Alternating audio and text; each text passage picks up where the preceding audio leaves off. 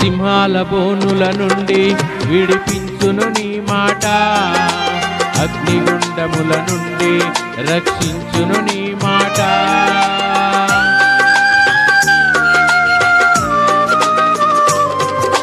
సింహాల బోనుల నుండి విడిపించును నీ మాట, అగ్నిగుండముల నుండి రక్షించును నీ మాట.